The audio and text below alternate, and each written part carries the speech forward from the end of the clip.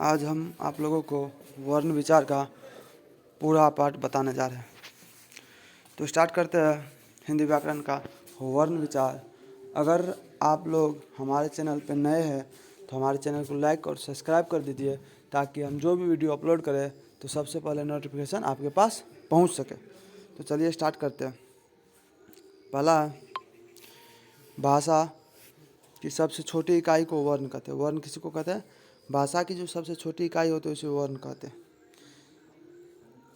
वर्ण दो प्रकार के होते हैं, स्वर वर्ण और व्यंजन वर्ण। वर्ण कितने प्रकार के होते हैं? दो प्रकार के, स्वर वर्ण और व्यंजन वर्ण। अगला, स्वर वर्ण की संख्या कितनी है? तो स्वर वर्ण की संख्या 11 है। अब अगला बात आता है कि स्वर वर्ण को कितने भागों में बांटा गया था। स्वर वर्ण 3 प्रकार के होते हैं, ह्रास स्वर, दीर्घ स्वर और जो है संयुक्त स्वर। तो ह्रास स्वर जो कितने प्रकार के होते हैं, मतलब स्वर कितने प्रकार के होते हैं? 3 प्रकार के होते हैं। अगला, ह्रास स्वर की संख्या 4 होती है। अ, हर्षई, हर्षऊ और ऋ। ह्रास स्वर की संख्या 4 होती है और जो है दीर्घ स्वर की संख्या 3 होती है, जो कि नीचे दिया गया। और संयुक्त स्वर की संख्या 4 होती है। तो टोटल मिला के 4 + 3 + 4 = 11। तो स्वर वर्ग की संख्या कितनी होती है? 11 होती है।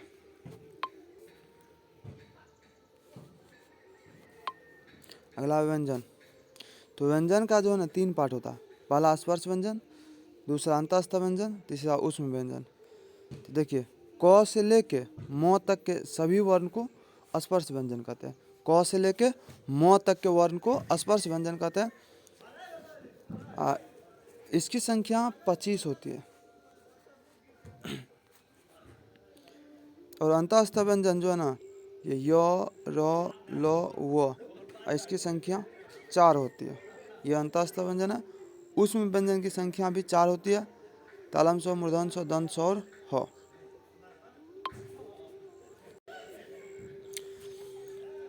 स्पर्श व्यंजन की संख्या 25 जो होती है वो यहाँ है। अब इसका उच्चारण स्थान हम यहाँ पे लिखते हैं। जैसे क वर्ण का उच्चारण स्थान, क वर्ग जो है उसका उच्चारण स्थान, तो इस कंठ से इसका उच्चारण स्थान होता है। क वर्ग में जितने भी वर्ण आते हैं सब का उच्चारण स्थान कंठ है। च वर्ग है अगला। तो च वर्ग के जितने भी अंक है इसका उच्चारण स्थान तालु है। ठीक है। ट वर्ग, तो ट वर्ग के जितने भी स्थान है इसका उच्चारण स्थान मूर्धा से है। अगला, त वर्ग का उच्चारण स्थान दंत से है और प वर्ग का उच्चारण स्थान ओठ से है। तो ये सभी का हमने उच्चारण स्थान लिख दिया। तो आप लोग इसको देख लेंगे और हो सके तो इसका स्क्रीनशॉट ले लीजिए, तो हम लोग आगे बढ़ते हैं। चलिए, तो ले लिए होंगे आप लोग। चलिए, तो आगे हम लोग बढ़ते हैं।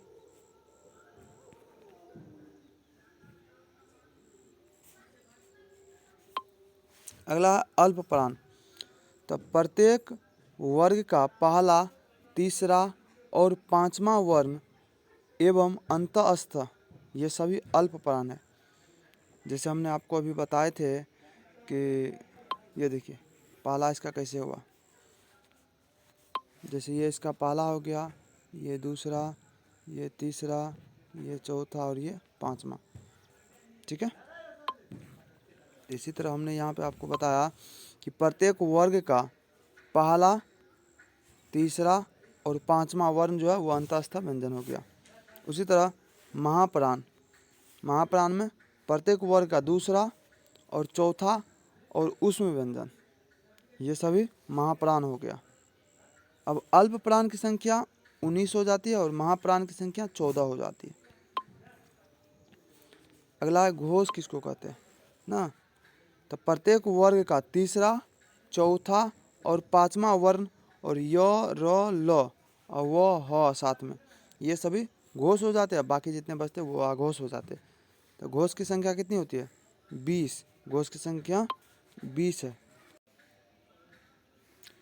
और आघोष जो है वो प्रत्येक वर्ग का पहला, दूसरा और साथ में तालम स्व, मूर्धन स्व, दंत स्व, ये आघोष हो जाता है। आघोष की संख्या कितनी है? 13 है। तो चलिए हम आप लोगों के लिए कुछ यहाँ पे क्वेश्चन लेके आए हैं, जिसका आप लोग कमेंट कर दीजिए।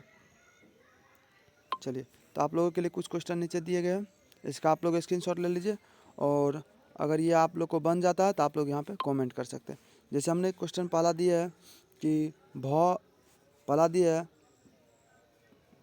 भ का उच्चारण स्थान, अगला त का उच्चारण स्थान, ग का उच्चारण स्थान, प का उच्चारण स्थान, झ का उच्चारण स्थान,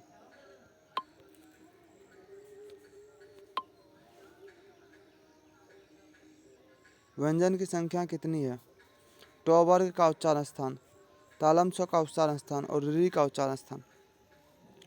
तो हमने आप लोगों के लिए कुछ यहाँ पे क्वेश्चन रखे हैं। अगर आप लोगों का इसका सही आंसर मतलब इसका आंसर बन जाएगा तो आप लोग हमको कमेंट कर सकते हैं। अगर इसको पूरे डिटेल से पढ़ना चाहते हैं कि आज के बाद हमको वर्ण विचार कभी भी पढ़ने का ज़रूरत नहीं हो, तो फिर कमेंट कर सकते हैं। तो हम अगले बार जो वीडियो लेके आएंगे तो संपूर्ण वर्ण विचार एक ही वीडियो में कंप्लीट लेके आएंगे, परिभाषा सहित। ठीक है, तो यदि आप लोगों को वीडियो अच्छा लगा हो तो लाइक और सब्सक्राइब कर दीजिए। तो मिलते हैं हम लोग नेक्स्ट वीडियो में, तब तक के लिए जय हिंद।